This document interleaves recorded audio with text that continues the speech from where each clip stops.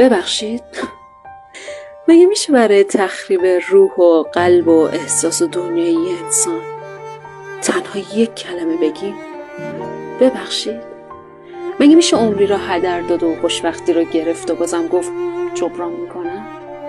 مگه میشه غرور کسی را جلوی دیگران خرد کرد و با یک کلمه ببخشید غرور له شده‌ش رو پیوند بزنی؟